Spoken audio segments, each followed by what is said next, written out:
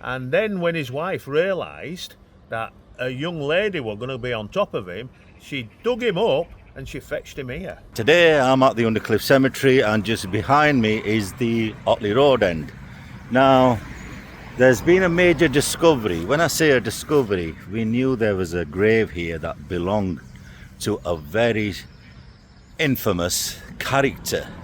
Now, just across there, we have Graham, who's actually at the site now, so we'll have a chat with him. We're here to gain access to William Hardaker's grave. William Hardaker had the nickname Humbug Billy. Humbug Billy was a sweet confectioner who sold sweets. Humbug Billy bought some sweets from his supplier, not knowing that they were laced with poison. Humbug Billy took one himself, not knowing it were laced with arsenic. Enough arsenic to kill 4 people with one humbug. Little did he know that they were laced with poison, and what happened, he took it to the market where his market stall was in where Rawson Market is now. And what happened is people were pulling faces at it, so he decided to sell them at half price. So everybody were buying them. 22 people died. 200 were seriously ill. So this is where Humbug Billy's grave is. You can see all the land were like it is now. So this is the Humbug Billy's grave. As a result of this, legislation came into place that all poisons in chemists was separated, and on top of that, the adulteration of sweets for the likes of putting sugar in or a substitute of sugar making them cheap was abolished. So this is why we've got a safe environment like we have now. Right. So Humbug Billy's grave is here. I'm back at the Undercliff Cemetery because I left Graham and his team yesterday, just clearing the area out and making a way to restore the actual grave.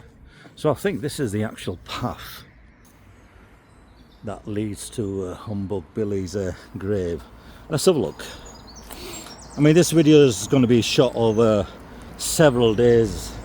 As you can appreciate, it's quite a big job. Oop, nearly went for a sixer there. Here we are.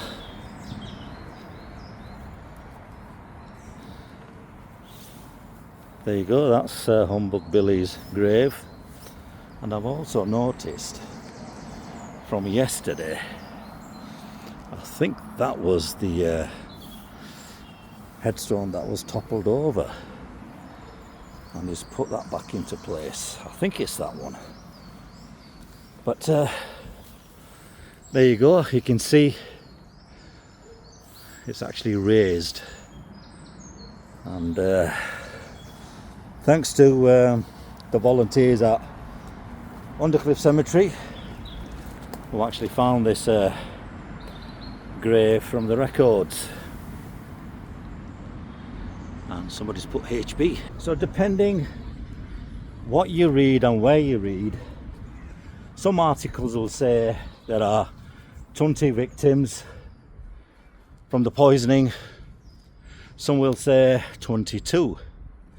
But thanks to, again, the Undercliff Cemetery, from their burial records, I'm going to list 24 victims in the description of this video. I can report to you that 2 of the victims of the Humbug Billy poisoning case are buried here at the Undercliff Cemetery in Bradford. Now we're at the Q section, and the Humbug Billy grave is actually Q106. The other 2 victims that died from the case was John Shutt, and she was at the age of 38 when she was poisoned, and we also have Joseph Scott, who was at the age of 14.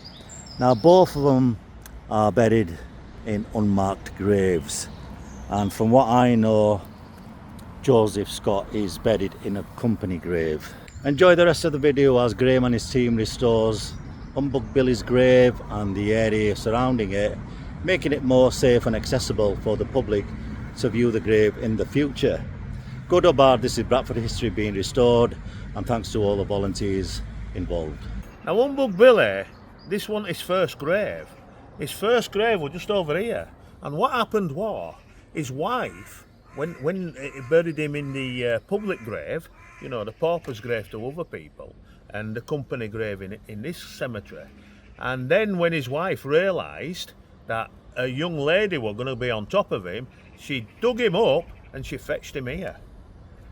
And this grave is Q106. So obviously this is probably why he never had a monument or an headstone or curb set. It's because I don't think they had the money.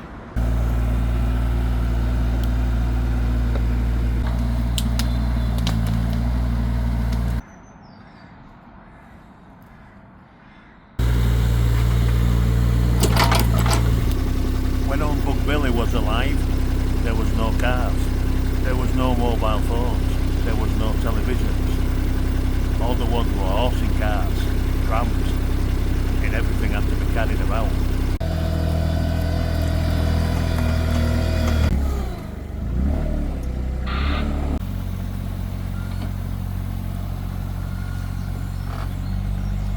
When Humbug Billy were buried, the cost of the digging of the grave was 4 and 6. 4 and 6 in our money now is 22.5 pence. For the minister, it was 1 and 6. That's 7.5 pence. We'll put it down.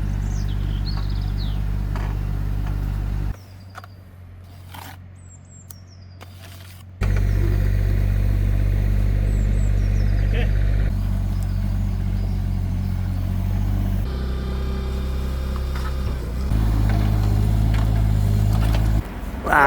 Oh, nice one. That gives you an idea how difficult it is. So we've just found the original grave where Humbug Billy were in. It's Q132, and allegedly his wife heard on the grapevine that there were a young lady going to be buried on top of him, so she had him exhumed from here and taken to Q106. So that's originally your company grave. Oh, that was a company grave, That was right? a company Okay. grave. So basically, That's what we think. it was. It's lost in the mist of time. but Yeah, that's of what we course. think, yeah. So basically, the grave was a company grave. To everybody else, it's a pauper's grave. That's where unrelated people are buried together. And we're back again, but this time with the headstone.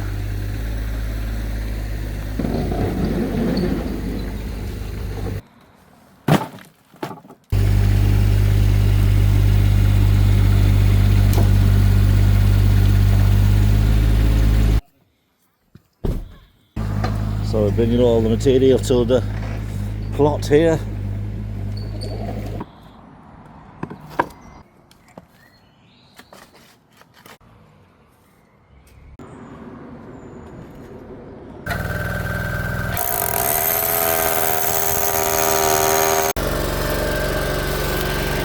Okay. Wait. Back a bit, back a bit more. Wait a minute. That way a bit. No, just turn it. That, okay. Right, lift it up. Go on.